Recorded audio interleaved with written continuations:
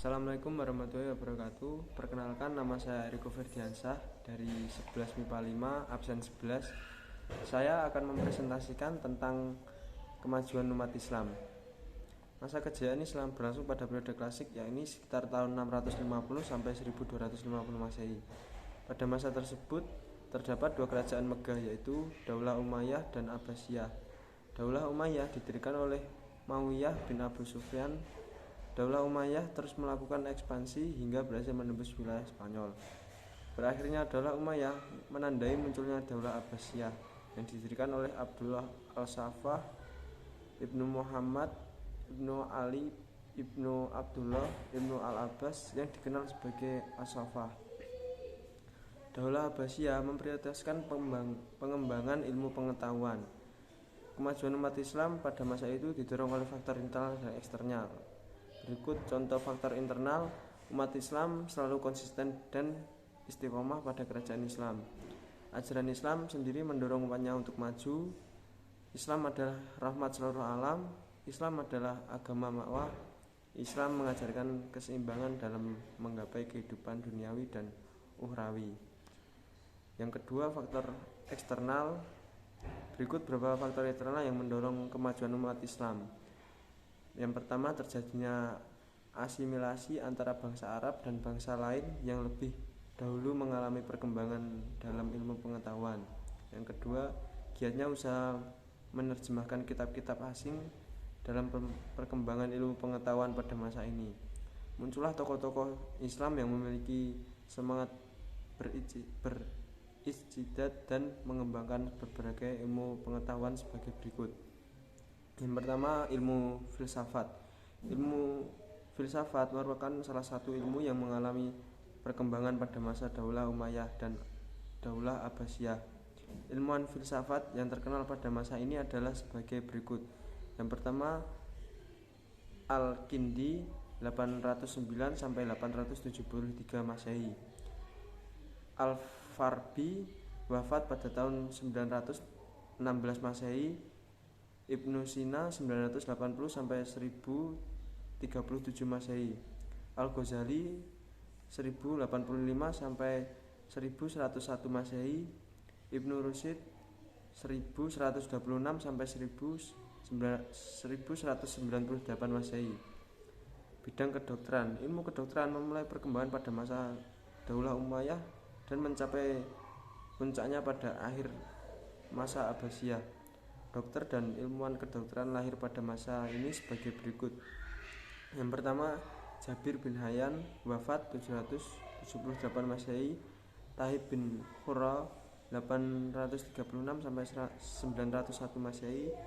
Ar-Razi atau Razes 809 sampai 873. Bidang matematika. Ilmuwan dalam bidang matematika yang lahir pada masa ini sebagai berikut. Yang pertama, Umar al-Faruqan, seorang insinyur yang menjadi arsitek pembangunan kota Baghdad. Yang kedua, Al-Khwarizmi yang mengarang kitab Al-Gebra atau Al-Jabar dan penemu angka 0. Ilmu hadis. Dalam ilmu hadis dikenal adanya Kutubus Sittah yang artinya 6 kitab induk hadis dalam Islam. Tokoh penyusun keenam kitab-kitab tersebut sebagai berikut. Yang pertama, Imam Bukhari. Yang kedua, Imam Muslim. Yang ketiga, Ibnu Majah. Yang keempat, Abu Daud. Sekian penjelasan dari saya. Apabila ada kurangnya saya mohon maaf. Sekian, terima kasih. Wassalamualaikum warahmatullahi wabarakatuh.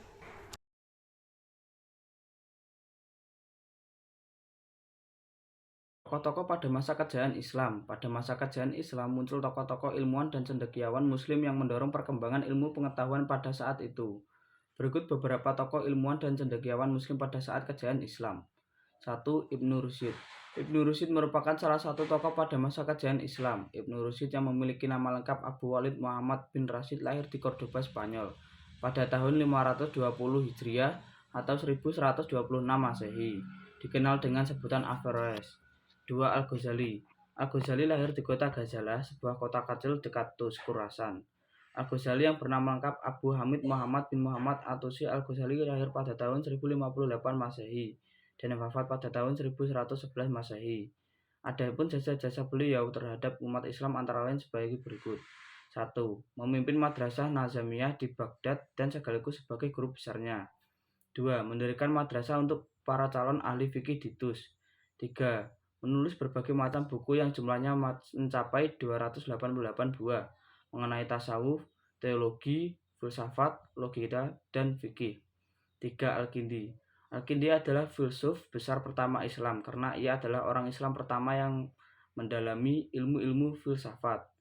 Beliau lahir pada tahun 801 Masehi pada masa pemerintahan Harun al-Rasyid dengan nama Abu Yusuf Yakub bin Ishaq bin Sabah bin Amran bin Ismail bin Muhammad bin al-Asyias bin Qais bil-Kindi dan meninggal pada tahun 869 Masehi. 4. Al-Farabi. Nama lengkapnya Abu Nasr Muhammad bin Ibnu Tarkan Ibnu Uslak Al-Farabi lahir di Farabi, Transokania pada tahun 872 Masehi dan wafat di Damsyik pada tahun 950 Masehi. 5. Ibnu Sina. Ibnu Sina yang juga dikenal sebagai Avicenna di dunia barat adalah seorang filsuf, ilmuwan, dan juga dokter kelahiran Persia. Dia dianggap oleh banyak orang sebagai bapak kedokteran modern karena karyanya yang terkenal sebagai berikut. 1.